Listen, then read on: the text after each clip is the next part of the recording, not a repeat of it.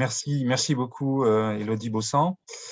Cher Vincenzo, je vais vous proposer d'être pris d'amnésie et d'oublier le temps de cette question, votre rôle de président de la commission de diversité. Alors, imaginez que vous venez juste de découvrir le bilan et les perspectives de ces 3 groupes de travail. Quelle est votre première réaction? Merci Gérald, j'aime bien la manière dont vous posez la question. Euh, oui, alors, première chose, comme les deux autres grands témoins l'ont fait, je tiens vraiment à saluer le travail des personnes qui sont intervenues pour nous présenter les actions. Je le salue parce que je connais aussi, là vous me permettez 10 secondes de reprendre la casquette, parce que je connais aussi ce que cela implique dans leur quotidien. Et aussi, ce n'est pas seulement un groupe de réflexion, même si la réflexion est extrêmement importante. Vous avez vu, il y a beaucoup de préconisations, d'actions. Ils sollicitent tous et toutes les écoles. Donc, c'est vraiment un aiguillon pour toutes les écoles pour faire en sorte que les préconisations, les actions puissent vraiment se transformer dans quelque chose de concret. En évaluer l'impact, parce que parfois, voilà, Madame la ministre le rappelait, il y a eu clairement, et ça il faut l'avouer, il faut le reconnaître, des améliorations, des progrès, mais clairement, ce n'est pas encore suffisant.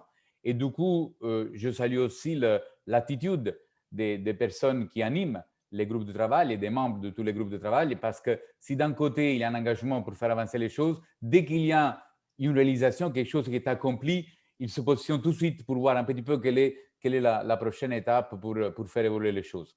Et la complexité, mais je trouve aussi le bon positionnement de ce groupe de travail. Et là, voilà, je prends la casquette de directeur d'école et donc en regardant ça pour voir un petit peu quel impact cela peut avoir dans les établissements.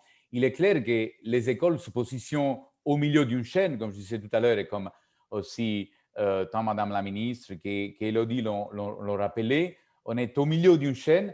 Et alors, on pourrait se cacher pour dire, mais bon, comme dans l'éducation nationale, bon, on hérite d'une situation, finalement, on ne peut pas faire grand-chose. Eh bien non, ce n'est pas du tout ça. C'est à nous aussi de prendre la responsabilité d'aller interagir dans les lycées, dans les collèges. Et ce n'est pas pour faire de la publicité d'une école, mais c'est vraiment, peu importe de quelle école ces actions viennent, c'est vraiment pour montrer qu'est-ce qu'il y a à faire, qu'est-ce que c'est possible de démystifier, de faire de la pédagogie sous l'enseignement supérieur, de faire en sorte qu'il n'y a pas de l'autocensure. Et ça partait des lycées. Maintenant, on commence depuis quelques années, désormais au niveau des collèges, les échanges avec le ministère de l'Éducation nationale. Donc, en tant que maillon au milieu d'une chaîne, pour que la chaîne fonctionne, il faut que le maillon soit solide en soi. Donc, il faut que nous assumons toutes nos responsabilités, mais il faut aussi que le maillon de la chaîne soit bien lié à ceux qui viennent avant, mais aussi à ceux qui viennent après. Et donc, il faut que nous assumions aussi une responsabilité vis-à-vis des organisations, des entreprises, de la société en général, parce que, il faut le rappeler, pour les étudiants, les écoles sont un lieu de passage. Ils vont rester, selon les programmes, une année ou plusieurs années, mais c'est un lieu de passage. Et du coup, in fine, ils vont passer beaucoup plus de temps après dans leur vie professionnelle, dans les organisations, dans les entreprises, dans la société, peu importe si en France ou à l'international.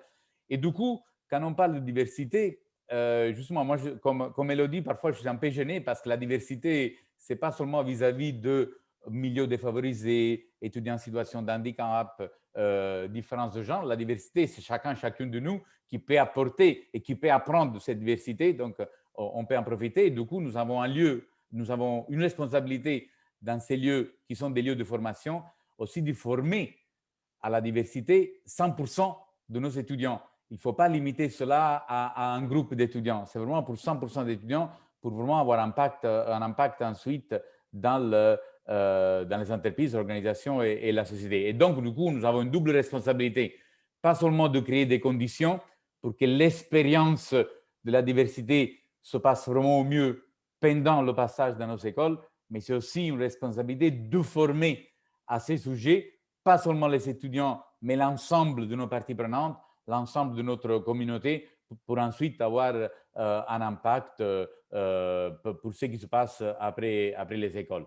Donc voilà, je m'arrête là parce que je ne vais pas prendre le risque de reprendre la casquette de président de cette commission, mais je tiens à nouveau, si vous me le permettez, à saluer le travail des différents groupes.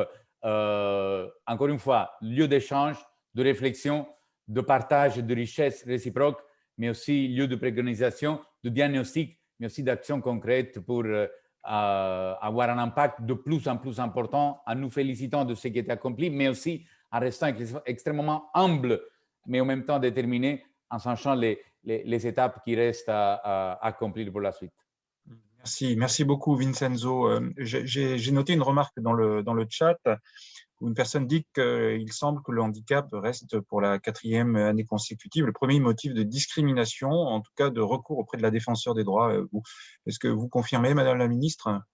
Oui, c'est exact que nous sommes souvent saisis sur ce type de questions et je crois que cela démontre surtout que les associations qui travaillent sur les questions de handicap ont bien compris la valeur ajoutée quand elles s'adressent aux défenseurs des droits. Parce qu'on peut intervenir justement pour les questions d'aménagement raisonnable, pour protester auprès, aider les personnes concernées. Et donc, nous sommes tout à fait régulièrement saisis.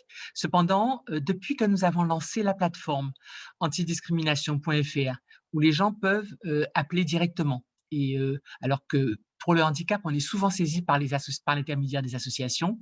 Mais depuis qu'on a ouvert cette plateforme en février dernier, dans les appels que nous recevons, cette fois-ci, c'est beaucoup sur la question de l'origine que les gens s'expriment.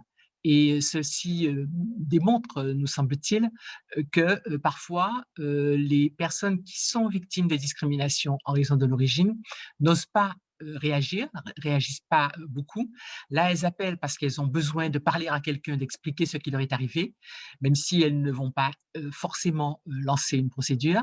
Mais pratiquement aujourd'hui, on a dans l'ordre à peu près l'origine, le handicap et aussi pas mal la discrimination syndicale qui intervient dans les situations qui nous sont soumises sur la plateforme.